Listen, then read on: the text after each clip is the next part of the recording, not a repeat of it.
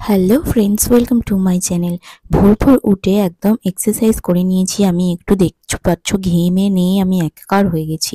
তো সকাল সকাল এখানে প্রচুর ফুল হয় দেখি প্রত্যেকটা গাছে। এখানে চারিপাশে আমাদের পুকুরের পাশের সমস্ত জায়গায় ফুল গাছ বসানো আছে আর ভর্তি ভর্তি ফুল হয়। এখন ফুল দেখতে পাচ্ছ না ঠিকই, কারণ বাবু সকাল সকাল উঠে ফুলগুলো তুলে নিয়েছে। আরও কয়েকটা বাকি আছে যা বাবু রেখে দেয় ফুলগুলো, যাতে আরও আদার্স অন্যজন এসে নিতে পারে। আমাদের ফুল বলে যে আমরাই শুধু নেব এমনটি বাবু করে না।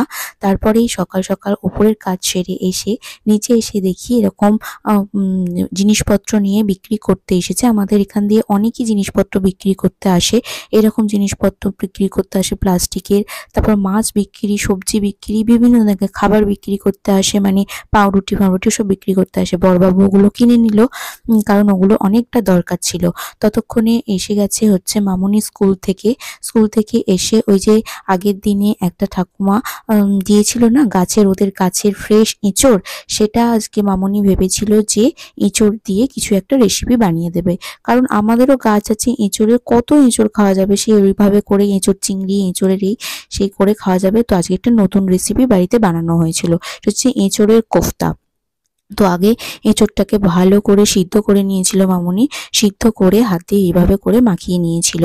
তারপর মাখিয়ে নিয়ে চিংড়ি মাছগুলোকে হালকা করে ভেজে দিয়ে দিয়েছিল ওটার মধ্যে। তারপরে সমস্ত রকম মশলা, যেমন হলুদ গুঁড়ো, লঙ্কা গুঁড়ো, ধনে গুঁড়ো, তারপরে জিরে গুঁড়ো, একটুখানি বেসন দিয়েছিল, চালের গুঁড়ো দিয়েছিল, সমস্ত কিছুকে ভালো করে মাখিয়ে, নুন দিয়েছিল পরিমাণ মতো, স্বাদ মতো, সমস্ত কিছুকে মাখিয়ে নিয়ে এরকম বলের মতো আকৃতি দিয়ে দিয়েছিল। কোফতা সাধারণত তোমরা জানো এরকমই বলের মতোই আকৃতিরই হয়। তো এরকম বলের মতো আকৃতি দিয়ে দিয়েছিল। দেখো সুন্দর করে কিন্তু এরকম শেপে আনতে হবে। আর হ্যাঁ, ব্যাটারটাকে মানে এই মাখাটাকে একটু শক্ত শক্ত করে মাখতে হবে, কারণ কি না হলে ন্যাদন্যাদে হয়ে গিয়ে সেই ভেঙে ভেঙে যাবে।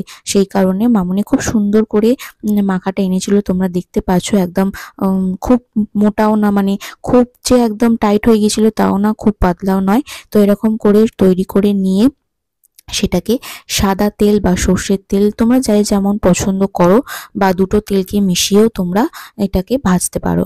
তো ভালো করে লাল লাল করে কম আঁচে ভাজতে হবে, যাতে ভিতর পর্যন্ত ভাজা হয়ে যায়, কারণ বলের মতো আকৃতি তো, ভিতরে কাঁচা থাকলে ভালো লাগবে না।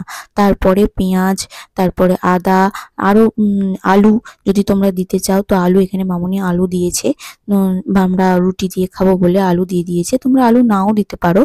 তো এইভাবে করে পেঁয়াজকে দিয়ে, তেলের মধ্যে পেঁয়াজকে দিয়ে, তারপরে গোটা গরম মশলাকে ফোড়নের মধ্যে দিয়ে, তারপরে আলুকে ভালো করে ভেজে আরেকটু করে সমস্ত রকম মশলা, যেমন হলুদ, লঙ্কা, ধনে গুঁড়ো, জিরে গুঁড়ো, তারপরে স্বাদ মতো নুন দিয়ে ভালো করে কিছুক্ষণ ফুটিয়ে কোফতাগুলো দিয়ে দিলেই এঁচোড়ের কোফতা কারি রান্না হয়ে যাবে।